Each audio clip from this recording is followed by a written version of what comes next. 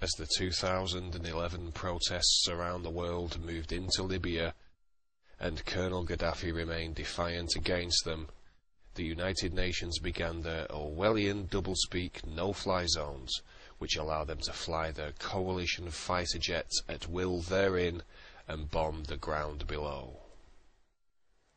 Let us cast our eye back upon the previous revolutionary protest that had occurred just a month or so before in the country just next door to Libya, Egypt. In January 2011, the Egyptians gathered en masse in the Cairo streets, rallying against their 30-year Mubarak dictatorship, calling for an end to his regime.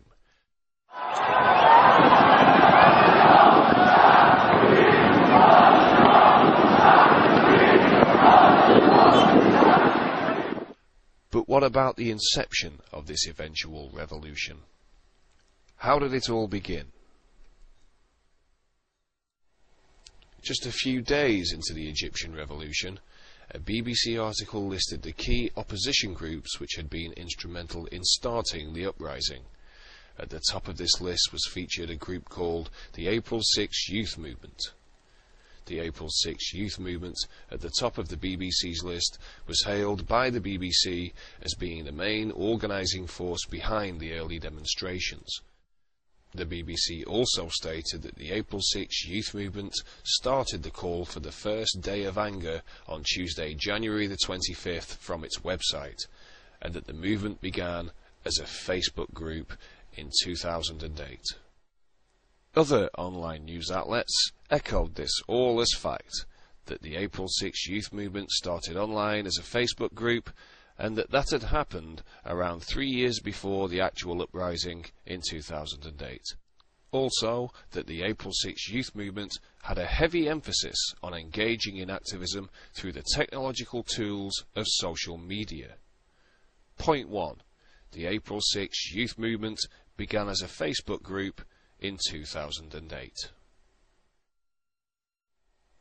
Yet more media outlets would report on how the youth movement's use of social media was instrumental in the Egyptian uprising, and that it was key to the scale of the protests and their success. Point 2. The April 6 youth movement used social media to organise itself. The year that the April 6 youth movement was formed, 2008, was an important year for social media-based activism. As stated on the America.gov website, where the Alliance for Youth Movement Summit of the same year was announced, the Alliance for Youth Movement Summit was to be held in December of that year in New York City in the USA.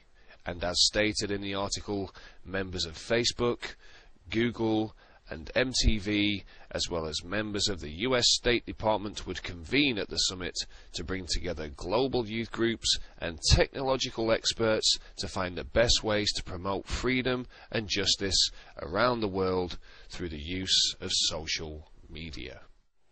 The Alliance for Youth Movement Summit also has its own website called Movements.org, whereupon you may find its mission statement to promote and instruct grassroots activism throughout the world with an emphasis on technology and social media. The summit's list of attendees makes for very interesting reading. Convening at the summit in December 2008 were Obama's presidential campaign media operatives, the World Bank, the mainstream media, Homeland Security, the US State Department, and representatives from Freedom House. With them at the summit, according to their own website, were members of Egypt's main opposition group, the April 6 Youth Movement. Point 3. The April 6 Youth Movement attended the Alliance for Youth Movement Summit in New York City in December 2008, just 8 months after they were formed, which was also attended by big-time US establishment operatives. This summit, which the April 6 Youth Movement attended, had some instantly recognizable branding from some very well-known corporate sponsorship: Pepsi and MTV, CBS and MSNBC. The word of massive protest to oust unpopular leaders, first in Tunisia, now in Egypt, was spread not by posters or meetings or word of mouth. It spread at the speed of the internet by email, Twitter, cell phone, and instant messaging. Listen. And this is why you're seeing this kind of brush fire effect in the Middle East, where revolutions are popping up in just about every dictatorial and autocratic regime in the region.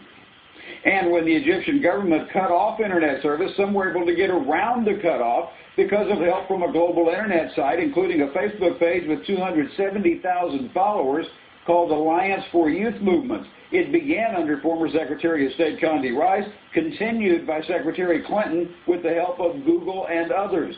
It's been coaching Democratic groups in advance on how to use social media to organize and how to circumvent any governmental interference. Point 4. The Alliance for Youth Movement Summit, attended by the April 6 Youth Movement, had some heavy Western corporate sponsorship. A co-founder of the Alliance for Youth Movements.org, Jared Cohen, has a colourful history. His profile states he was an adjunct fellow at the Council on Foreign Relations and worked under successive Secretaries of State, Condi Rice of the Bush administration and Obama's Hillary Clinton. Point 5. The Alliance for Youth Movement was founded by an ex-government official. One of the attendees of the AYM Summit in 2008 was Freedom House, a supposedly independent, freedom-loving organisation that receives vast amounts of US government funding. In 2009, Freedom House sent a high-level delegation to Egypt. Point 6. The AYM Summit in 2008 was attended by Freedom House, who sent a delegation to Egypt in 2009, a year after the AYM Summit in New York and 2 years before the protests in Egypt. The April 6 movement have been reported as supporting Mohammed el-Baradi, a potential Egyptian presidential candidate. Al Jazeera reported that 2 members of April 6 had been arrested in Cairo, Egypt, after organising a reception for el-Baradi in 2010, just a year before the protests had begun. Point 7. April 6 support potential new leader of Egypt, Mohammed el-Baradi. El-Baradi himself also has a colourful history. Director General of the International Atomic Energy Agency, el-Baradi is also on the board of trustees at the International Crisis Group, sitting alongside Zbigniew Brzezinski, author of The Grand Chessboard. Brzezinski is also a political mentor of Barack Obama, whose media campaign officials attended the AYM Summit in the same year April 6 was formed, and Brzezinski's daughter, Mika, coincidentally of course, has major ties with 2 leading mainstream media outlets, CBS and MSNBC, who were also sponsors of the AYM Summit in New York in 2008. Another International Crisis Group trustee, alongside el-Baradi and Brzezinski, is George Soros, who also backed Obama through his MoveOn.org. Other ICG members include Kenneth Edelman and Richard Armitage, who are signatories of the infamous Project for the New American Century. Point 8.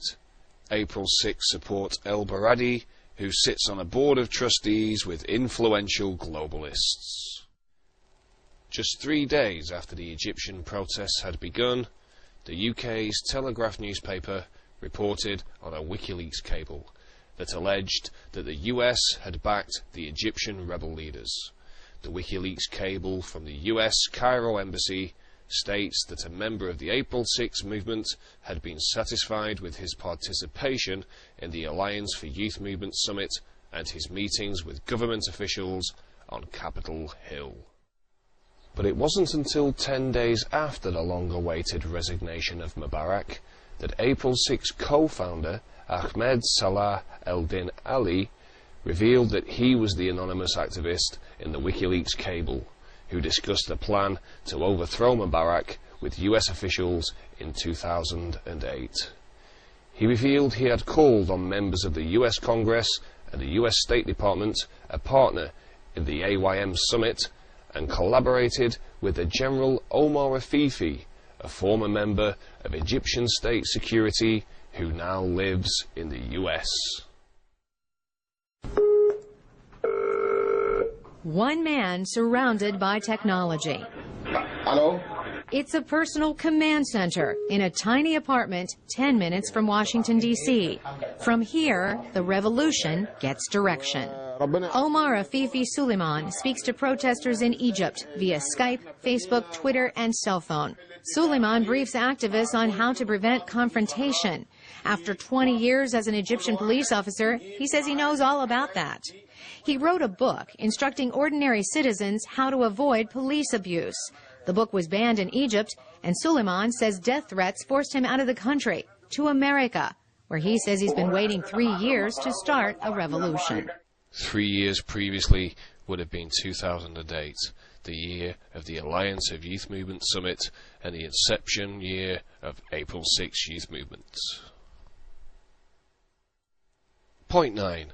An April 6 co-founder who went to the AYM summit in New York City spoke with government officials of plans to overthrow Mubarak and with an ex-state security Egyptian who directed the protests from Washington, D.C. However, when April 6 co-founder Ahmed Salah Eldin Ali revealed all of the above, his status within the April 6 movement was drastically altered. Instead of being a co-founder, as reported during the protests on Press TV. Okay, we appreciate that. Thank you very much, Ahmed Saleh, April 6 co-founder from Cairo. Many thanks. And in the International Business Times, Ahmed Salah's revelations prompted another co-founder, Ahmed Meir, a one-time close friend of Salah's, to undermine Salah's status. Instead of being co-founder, Salah was dropped to just a coordinator, who Meir denied was ever an activist within his movement, who had merely helped with translations and dealing with foreign journalists. Point 10. The April 6 movement was seriously discredited and its co-founders split after inside revelations. Was Ahmed Salah a US-backed April 6 movement infiltrator, attending the corporate-sponsored Alliance for Youth Movement Summit and collaborating with US government officials and ex-State Security General Afifi, who directed the protest just 10 minutes from Washington, D.C. When pressed on his involvement with US officials and their joint plan to overthrow Mubarak, Salah refused to disclose any of the details, and, in an earlier interview, he expressed some actual dissatisfaction with the American authorities and their support for the Mubarak regime. If it wasn't for the support that the regime in Egypt gets from the US administration, our job would have been much easier. Why would Salah, a Mubarak opposition group leader, collaborate with the US to overthrow him if the US actually supported him? Is the April 6 movement a US intelligence-operated front with its ties to corporate sponsorship at the Alliance for Youth Movements?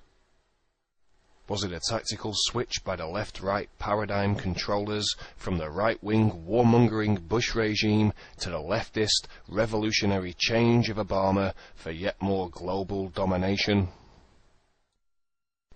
Utilizing intelligence-backed technology and social media once more to influence public opinion and implement political reform. Is a corporation and intelligence-backed people's uprising really a people's uprising at all? And what about next door in Libya? Is that too a manufactured dissent?